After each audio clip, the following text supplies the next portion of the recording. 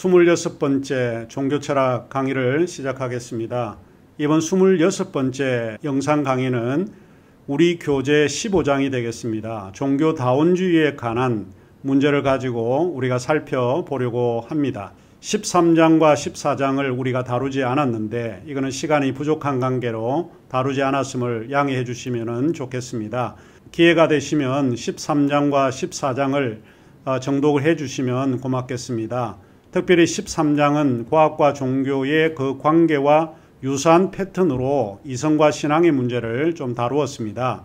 그 문제를 다루지 못한 것에 대해서 죄송하게 생각을 하고, 그 다음에 14장은 인간의 문제에 대해서 다루는 주제가 됩니다. 우리가 이 문제도 살펴보지 못했습니다. 인간 이해를 생각할 때 인간이라고 하는 것은 죽음을 향해 가는 존재입니다. 인간은 반드시 죽습니다. 한 번 죽는 것은 사람에게 정했지만 그 이후에는 심판이 있다라고 히브리서에서 우리에게 이야기를 하고 있는데, 사후에 인간이 죽은 뒤에 어떤 상태가 되는가, 이런 문제를 다루고 있는 것이 14장입니다. 기회가 되시면 14장도 한번 살펴보시기를 바랍니다. 자, 그러면 오늘 우리가 다루는 것은 종교다원주의 문제입니다. 15장이고요. 종교다원주의 문제는 매우 민감하기도 한 문제입니다. 그러나 종교다원주의는 그리스도를 전파하기 위해서 가장 유용한 그런 주제가 아닌가 싶습니다. 자, 그러면 우리가 15장을 듣도록 하겠습니다.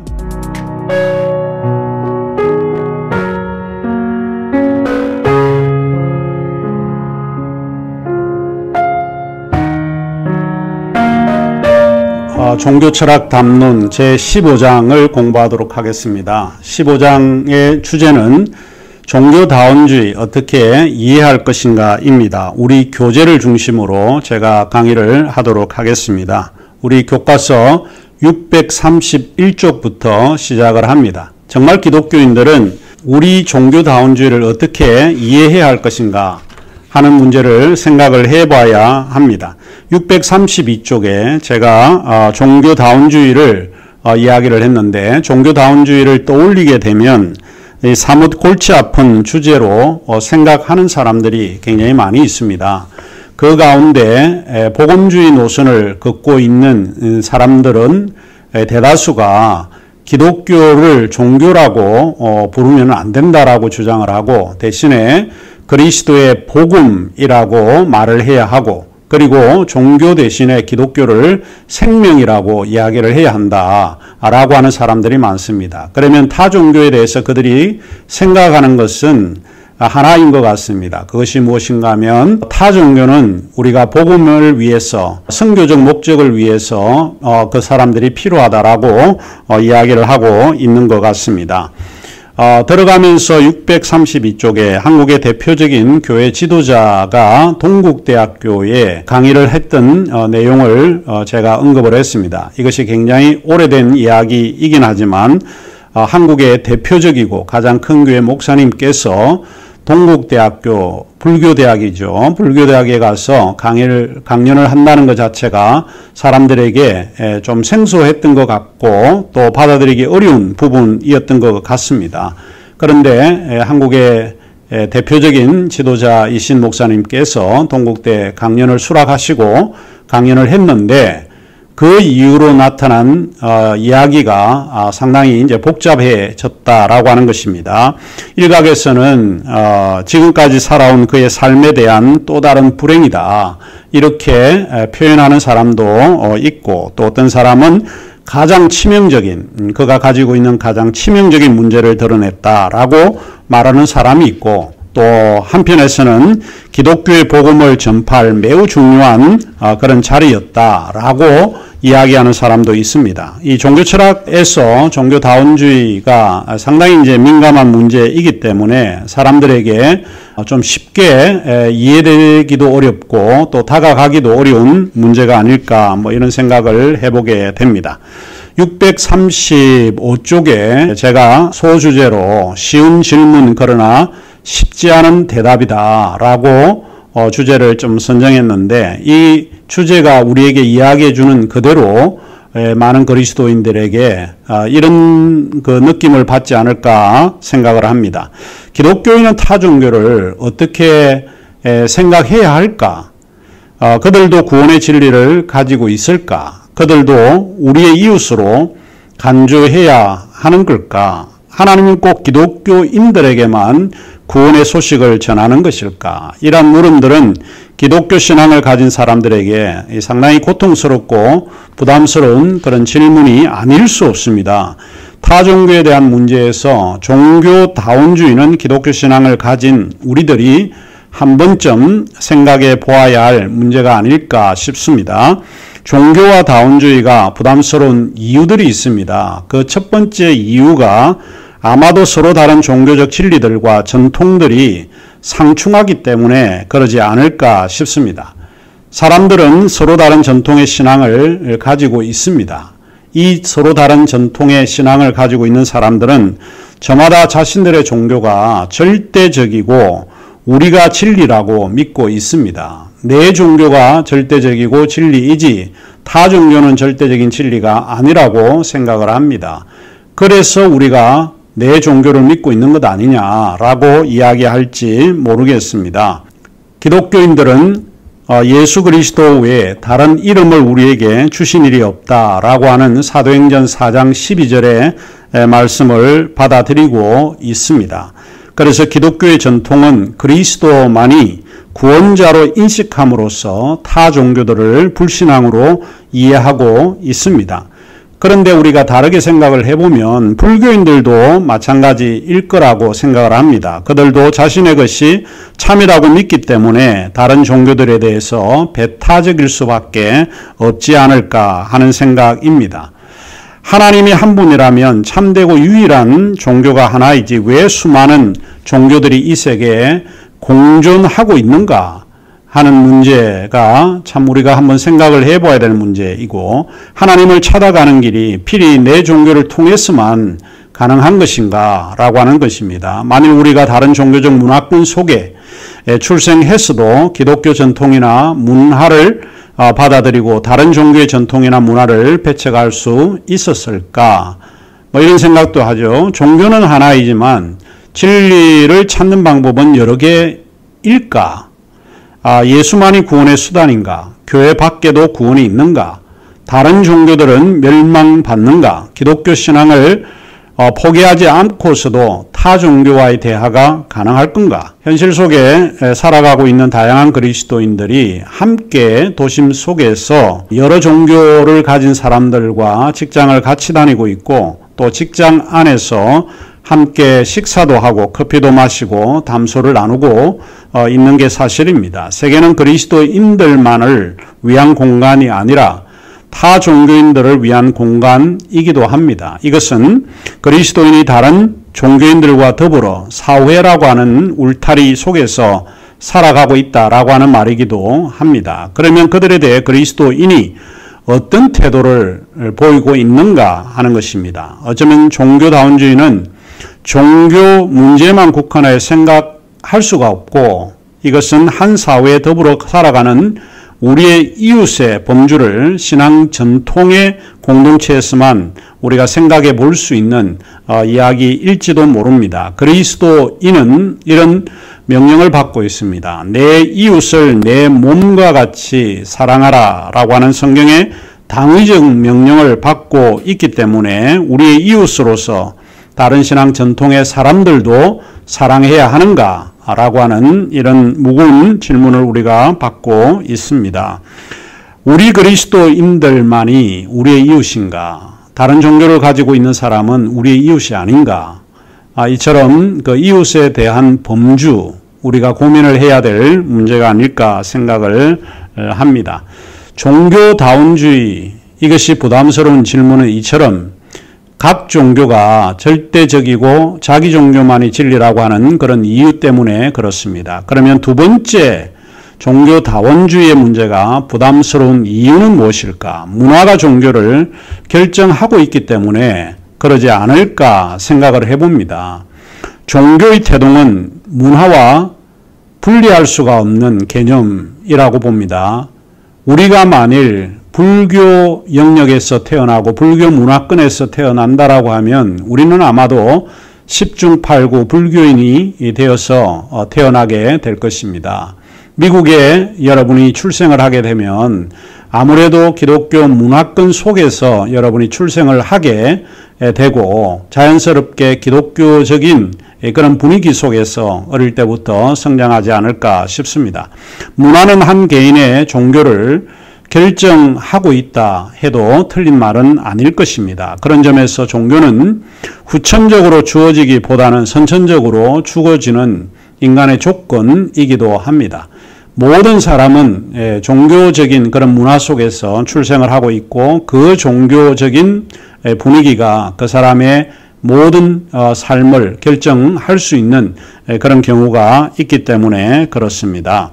비록 자신의 종교를 선택하는 경우가 없지 않지만 인류 문화적 관점에서 보면 사람은 자신의 종교가 한 특정한 문화 속에 놓여 있음을 우리가 부인하기가 어렵지 않을까 생각을 합니다. 이런 이유 때문에 우리가 종교가 상당히 좀 어려운, 종교다원주의가 어려운 문제가 아닐까 싶습니다. 하지만 우리가 문화 양태에서만 종교를 이해하고 논할 수 있는 건가? 과연 문화에서만 의미가 있는가? 진리가 없는 종교를 우리가 믿고 있다고 한다면 그것보다 더 어리석은 것은 아마도 없지 않을까 생각을 합니다. 자, 그러면 이제 우리가 종교다원주의에 대한 일반적인 그런 생각들을 한번 살펴볼 필요가 있습니다. 교재 639쪽부터 시작이 되어 있는데 종교다원주의 혹은 종교의 다원성에 대한 일반적인 태도들은 세 가지로 집약해 볼 수 있습니다. 첫 번째 입장이 모든 종교가 상대적이고 따라서 어느 하나가 다른 하나보다 더 낫거나 위대하다라고 생각해서는 안 된다라고 보는 거죠. 다양한 종교들은 단지 서로 차이만 있을 뿐이지 이것은 오늘날 세계 속에 있는 종교들의 다양성에 대해 널리 알려진 일반적인 태도입니다. 모든 종교가 상대적이기 때문에 어느 종교가 다른 어떤 종교보다 위대하다라고 말하는 것은 오만한 표현이 아닐까 이렇게 많은 사람들이 생각하는 첫 번째 생각입니다. 각 종교의 주장은 단지 사물을 보는 한 형식, 하나의 방식일 뿐입니다. 한 종교가 다른 종교보다 본질적으로 더 우월하고 훌륭하다고 생각하는 자체가 왠지 불쾌하기도 하고 그릇된 그런 편협한 생각이 아닐까라고 사람들은 생각을 하고 있는 것 같습니다. 기독교는 기독교인에게 가장 훌륭한 종교일 수 있고 힌두교는 힌두인들에게 가장 훌륭한 종교일 수 있습니다. 그리고 불교는 불교인들에게 가장 훌륭한 종교인데 어느 누구도 자신의 종교를 비난하거나 욕한다면 좋아할 사람은 아마도 없지 않을까 이런 생각을 해보게 되죠. 이제 그러므로 우리는 모든 종교가 상대적 차이만 드러낼 뿐이라고 하는 태도에 후퇴하는 것이 오히려 마음 편한 일인지도 모르겠습니다. 많은 사람이 이제 그런 의미에서 이 첫 번째 입장을 받아들이고 있습니다. 두 번째 입장은 모든 종교들이 본질적으로 똑같다라고 생각을 하는 것 같습니다. 그들의 관점, 또 진리에 대한 그들의 주장, 그들이 믿고 있는 교리들과 이야기들은 서로 공통된 것들입니다. 종교의 본질적 공통성을 주장하는 영국의 사학자 아놀드 토인비, 여러분 잘 알고 계시죠?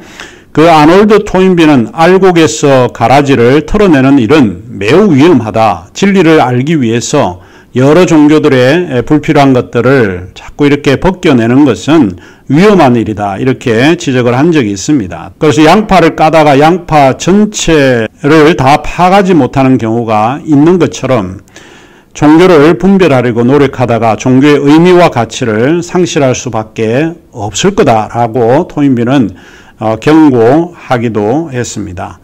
자, 그 다음에 이제 세 번째 일반적인 사람들의 생각은 자기 종교만이 절대적이다 이렇게 생각을 하고 있는 것 같습니다. 자, 이러한 경향은 보수주의적 신앙 전통을 따르는 그런 종교인들 속에 나타나 있는 유형입니다.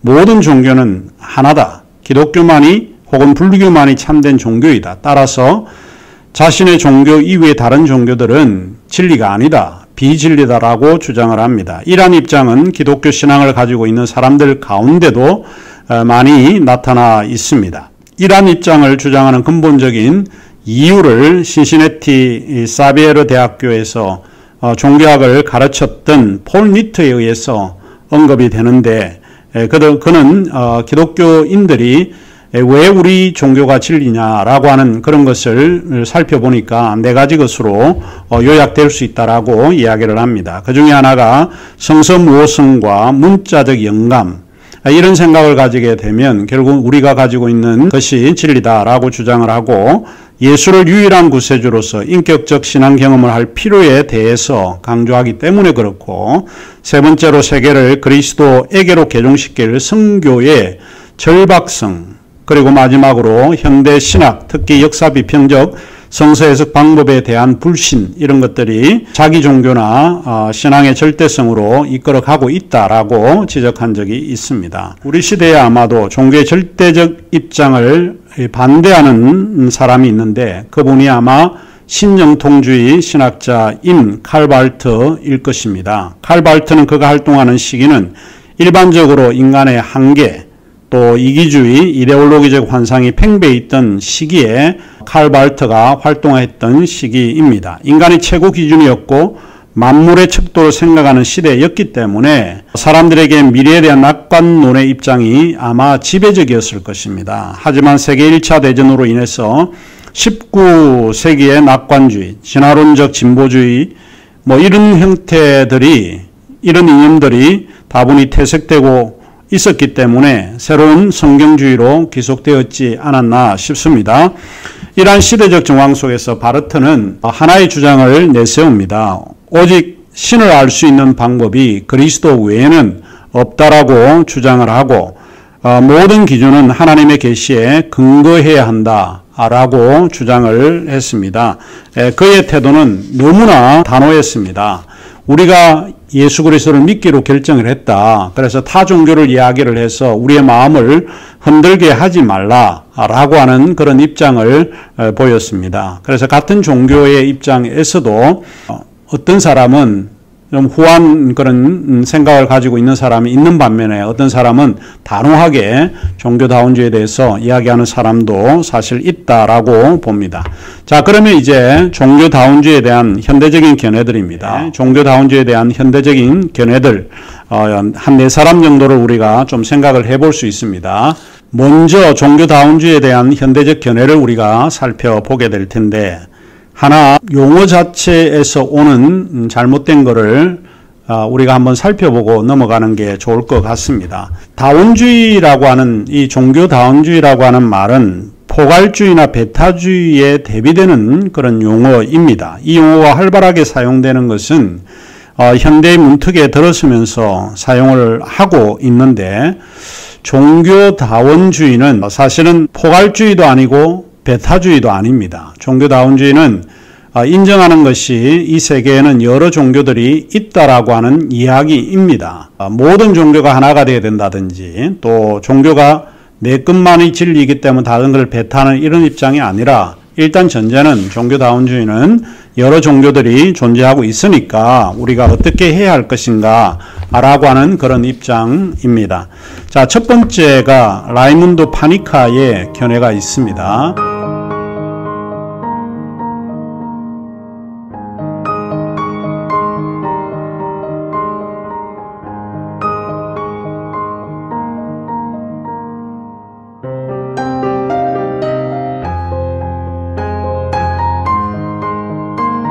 우리 교재 644쪽에 나와 있으니까 저와 함께 읽어나가면 좋을 것 같습니다. 파니카는 스페인 출신의 가톨릭 신자였던 어머니하고 힌두교였던 아버지로부터 두 가지 크나큰 종교 전통에서 출생을 하고 성장을 했던 사람입니다. 이미 태어날 때부터 아마 파니카는 종교다원주의적인 그런 분위기 속에서 활동을 했다라고 볼 수 있습니다. 이러한 종교적 분위기 속에서 그는 다원주의적 태도와 세계관을 이해하면서 그의 독특하고 또 해박한 지식에다 접목시키는 작업을 시도했을 것입니다. 그는 원래 화학, 철학 그리고 신학의 학위를 가진 사람이기도 합니다. 매우 박식했던 파니카가 힌두교의 전통에서 그리스도를 이해한 종교학자로서 캘리포니아 대학에서 교수로 재직하기도 했습니다. 그가 즐겨 쓰는 말 가운데 하나가 이것인데, 힌두교를 알지 못하는 그리스도인이라고 하는 자신의 책을 통해서 세상에 요 종교다원주의의 이야기를 알려주었습니다. 파니카의 기본적인 견해는 이것입니다. 어느 종교가 진정으로 참된 것인가를 결정하려고 할 때에 그리스도라는 신앙의 대상이 언제나 결정의 기준이 될 수 있다. 이렇게 이야기를 합니다. 이게 무슨 말인가 하면 모든 종교에는 그리스도가 다 있다는 겁니다. 가령 예수와 그리스도를 구분할 때 예수는 역사적인 인물을 이야기를 하고 그리스도는 예배의 대상입니다. 모든 종교에는 역사적인 인물로서의 종교 창시자가 있고 그 외에 종교 예배의 대상으로서 그리스도와 같은 그런 비유로 사용할 수 있는 예배의 대상이 있다라고 주장을 하기 때문에 모든 종교에는 그리스도라고 하는 그런 개념이 존재하고 있고 그리스도는 모든 종교에서 발견되고 있는 하나의 기준이 될 수 있다라고 주장을 했습니다. 그러면 파니카가 주장하고 있는 것은 뭔가라고 하는 것입니다. 파니카가 생각하는 것은 몇 가지가 있는데 그 중에 하나가 첫 번째로 645쪽에 파니카는 물리적 세계를, 물리적 모델을 제시하고 있습니다. 이 모델은 비유적으로 무지개의 모델이라고 부르고 있는데 이 무지개의 색은 몇 개인가요? 7가지죠. 7가지 색이 있는데 문제는 무엇인가 하면 그 색상을 구분할 수 있는 경계가 명확하지 않다는 거예요. 중간 부분에서 명확한데 각 색상이 또 다른 색상으로 넘어가는 그 경계는 희미하다라고 이야기를 합니다. 이런 거를 그는 수태작용이라고 이야기를 합니다. 유대교가 기독교로 변화되는 것이고 아리안이 소위 불교로 변화되는 거고 불교가 또 힌두교와 불교가 또 경계가 허물어지고 있다라고 보는 거죠. 모든 종교는 나름의 수태작용을 가지고 있다라고 이야기를 합니다. 둘째로 파니카는 기하학적 모델을 예를 듭니다. 645쪽 중간 부분에 제가 언급을 해두었습니다. 이것은 위상상수의 모델이라고 합니다. 위상상수라고 하는 이 모델은 이성적이고 논리적인 성격이 아니라 역사적인 성격을 가리키기 위해서 파니카가 위상상수라고 하는 말을 사용을 했습니다. 물리학의 훈련을 받은 파니카는 변형을 통해서 기하학적 도형, 즉 종교에 상이한 형태나 모양으로 생산된다고 주장을 합니다. 모든 원초적이고 근원적인 형태는 공간 속에서, 공간을 통해서, 시간을 통해서 종교들이 변질되고 다양한 형태로 나타난다라고 하는 주장을 하고 있습니다. 결국에는 우리가 역사에서 어떤 위치에 서 있는가에 따라서 지금 현재 우리가 가지고 있는 종교의 형태가 이렇게 나타난다라고 하는 그런 이야기입니다. 646쪽에 세 번째로 파니카는 인류학적 모델을 예를 듭니다. 인류학적 모델은 그가 말하기를 언어 모델이다. 당시에 이 파니카가 연구를 해보면 인간의 언어는 72개, 당시에 72개가 있었다고 주장하는데 흥미로운 것은 그가 이 72개의 언어가 있다라고 하는 것은 종교가 72개가 된다라고 하는 말로 이해해도 틀린 말은 아니다. 이렇게 주장을 했죠. 다시 말하면 어떤 특정한 종교 내에서 서로 다른 종교 전통이 있다라고 하는 이제 그런 의미로 사용을 했습니다.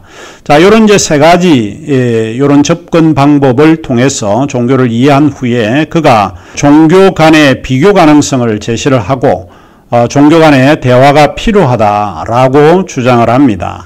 종교 간의 대화는 소위 interreligious dialogue라고 하는 영어로 그런 표현을 쓰고 있는데 다원주의의 가장 기본적인 그런 개념이라고 봅니다. 그가 제시하는 것은 한 세 가지 정도를 우리에게 종교 간의 대화를 위해서 제시를 합니다. 첫 번째가 뭔가 하면 종교 간의 대화의 필요 조건으로 변정론으로 자유로워야 된다. 그러니까 종교 대화를 하면서 사람들을 만나서 자꾸 자기 종교로 끌어들이려고 하는 그런 것은 해서는 안 된다는 거예요. 내 종교는 절대적이고 너희들은 종교가 죽은 종교이니까 내 종교로 와라. 이런 이제 차원에서 종교 대화를 한다는 겁니다. 이제 그렇게 되면 대화가 이루어지지 못한다라고 이야기를 합니다. 사실 대화를 가로막는 것은 이미 자기가 가지고 있는 전제에서 출발을 하게 되면 대화가 이루어질 수 없다라고 하는 것을 이야기를 합니다. 그래서 내 종교를 변정하려고 다른 종교 사람들을 만나지 말라 이렇게 제안을 합니다. 두 번째로 그런 종교 간의 대화가 개종이라고 하는 도전에 두려워해서는 안 된다는 거예요. 대화를 하다가 내가 다른 종교로 개종하면 어떤가? 그는 진리를 발견했기 때문에 그런 걸 두려워하지 말라 이렇게 제안을 합니다. 그러나 실제적으로 그런 일들이 일어나지 않을 것 같기도 합니다. 세 번째로 파네카는 종교 간의 만남은 세계를 향한 사랑의 있음을 지적을 합니다. 종교 간의 대화가 가장 중요한 것은 우리만 생각하지 말고 이 우주 전체를 조금 생각을 하고 인류를 향한 사랑, 그것이 중요하다라고 이야기를 합니다. 이것은 우리 신앙 범주나 종교 범주를 초월해서 우리의 이웃 사랑에 초점을 맞춰야 한다. 그래야만 그 문제 때문에 우리가 대화가 가능하지 않을까 이렇게 생각을 하고 그가 주장을 하고 있습니다. 그 다음에 이제 두 번째 잔익의 견해가 있는데 이 잔익의 견해는 두 번째 시간에서 우리가 다루도록 그렇게 하겠습니다.